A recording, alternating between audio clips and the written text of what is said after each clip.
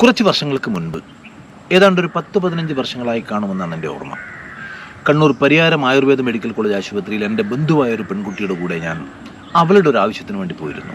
ആ ആശുപത്രിയുടെ മുറ്റത്ത് ഇരിക്കുന്ന ഒരു ബെഞ്ചിൽ ഒരു 60-65 വയസ്സ് പ്രായം തോന്നിക്കുന്ന ഒരു വൃദ്ധയായ അമ്മ, വേഷ്ടി മുണ്ടൊക്കെ ആയിരുന്നു വേഷം. അവരുടെ കയ്യിൽ ഒരു ബാൻഡേജ് ഉണ്ടായിരുന്നു, വലത്തെ കയ്യിൽ.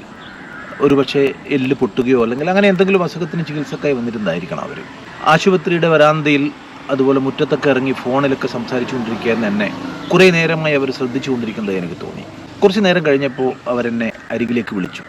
അരികിൽ ചെന്നപ്പോൾ ഞാൻ ശരിക്കും ധരിച്ചത് അവർ പൈസയോ മറ്റോ ചോദിക്കാനായിരിക്കും. കാരണം അവരുടെ കൂടെ ആരും ഉണ്ടായിരുന്നില്ല.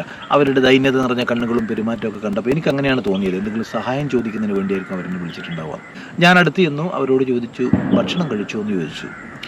അതിന് കഴിച്ചു മോനെ എന്ന് ഒട്ടും ഉത്സാഹമില്ലാതെ തലയാട്ടിക്കൊണ്ടവർ മറുപടി പറഞ്ഞു. പൈസ എന്തെങ്കിലും വേണോ എന്ന് ഞാൻ ചോദിച്ചപ്പോൾ വേണ്ട മോനെ എന്ന് ഒരു ദുർബലമായ രീതിയിൽ തലയാട്ടിക്കൊണ്ടവർ പറഞ്ഞു. അവരോട് മറ്റൊന്നും സംസാരിക്കാതെ പോകാൻ എനിക്ക് തോന്നിയില്ല. എനിക്കൊരു വല്ലായ്ക തോന്നി ശരിക്കും. അപ്പം ഞാൻ അവരുടെ അടുത്ത് ചെന്നിരുന്നു. എന്താ പറ്റിയത്, എവിടെയാണ് വീട് എന്നൊക്കെ ചോദിച്ചു. ആരെങ്കിലും കൂടെയുണ്ടോ, വീട്ടിൽ പോകണോ, ഞാൻ കൊണ്ടുചെന്നാക്കണോ എന്നൊക്കെ കുറച്ച് ചോദ്യങ്ങൾ ഞാൻ അവരോട് ചോദിച്ചു. ഒന്നും വേണ്ട, എനിക്കൊന്ന് മിണ്ടണം, എനിക്കൊരാളോട് മിണ്ടണം, അതിനു വേണ്ടിയാണ് ഞാൻ മോനെ വിളിച്ചത് എന്ന് പറഞ്ഞ് അങ്ങനെ അവർ പറയുമ്പോൾ അവരുടെ കണ്ണുകളൊക്കെ നിറഞ്ഞ് ചുളിവ് വീണ കവിളിലൂടെ കണ്ണുനീരൊക്കെ ഇങ്ങനെ ഒഴുകിക്കൊണ്ടിരിക്കുന്നുണ്ടായിരുന്നു.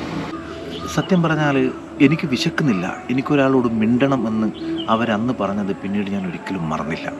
അതിനെന്താ എന്ന് ചോദിച്ചുകൊണ്ട് ഞാൻ അവരുടെ ചുമലിലൂടെ ചേർത്ത് പിടിച്ചുകൊണ്ട് അവരുടെ അടുത്തിരുന്നു. എന്താ പേര്, എവിടെയാ വീട്, എന്തിനാ ആശുപത്രിയിൽ വന്നത് എന്നൊക്കെ ഞാൻ ചോദിച്ചതിന് ദുർബലമായ ശബ്ദത്തിൽ അവരെന്തൊക്കെയോ മറുപടി പറഞ്ഞുകൊണ്ടിരുന്നു.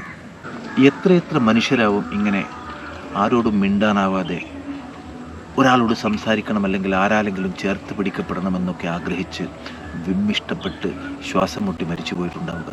അല്ലെങ്കിൽ ഈ ഒരു മനസ്സിലുള്ള പ്രയാസം ആരോടെങ്കിലും സംസാരിക്കാൻ കഴിയാതെ ശ്വാസം മുട്ടി ജീവിക്കുന്ന എത്ര പേര് നമ്മുടെ ഇടയിലുണ്ടാവും.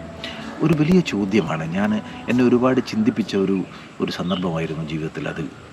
അന്ന് ഞാൻ ഒരുപാട് നേരം ആ അമ്മയോട് സംസാരിച്ചു. എനിക്കൊട്ടും പരിചയമുണ്ടായിരുന്നില്ല. ഒരാൾ എന്നെ ആദ്യമായി എനിക്കൊന്ന് സംസാരിക്കണം മോനെ, എൻ്റെ കൂടെ അല്പനേരം ഒന്ന് ഇരിക്കാവൂ എന്ന് പറഞ്ഞുകൊണ്ട് എന്നെ വിളിച്ചിരുത്തിയതാണ്. ഞാൻ അവരോട് എന്തൊക്കെയോ സംസാരിച്ചു. എന്തൊക്കെ കാര്യങ്ങളാണ് ഞാൻ അവരോടൊന്ന് സംസാരിച്ചതെന്ന് എനിക്കിപ്പോൾ ഓർമ്മയില്ല. പക്ഷെ അന്നത്തെ അവരുടെ ചോദ്യം ജീവിതകാലം മുഴുവൻ എൻ്റെ കൂടെ വന്നിരുന്നു. സത്യം പറഞ്ഞാൽ പലപ്പോഴും നമ്മളൊക്കെ വിചാരിക്കുന്നത് വലിയ കാര്യങ്ങൾ ചെയ്താൽ മാത്രമേ ആരെങ്കിലും ഒരാളെ സഹായിക്കാൻ നമുക്ക് സാധിക്കുകയുള്ളൂ എന്ന്. ഒരു സഹായം എന്നുള്ള രീതിയിൽ ചെയ്യണമെങ്കിൽ അത് മഹത്തായ എന്തെങ്കിലും കാര്യങ്ങൾ ചെയ്യണം എന്നുള്ളതാണ്. പക്ഷേ ഞാൻ അന്ന് മനസ്സിലാക്കിയത് ഒരു വാക്ക് മതി, അനുകമ്പയോടെയുള്ള ഒരു നോട്ടം മതി. അതിൻ്റെ പേരാണ് പരിഗണന. ഒരു മനുഷ്യൻ തൻ്റെ ജീവിതകാലത്ത് ഏറ്റവും കൂടുതൽ ആഗ്രഹിക്കുന്ന പരിചരണത്തിൻ്റെ പേരാണ് പരിഗണന.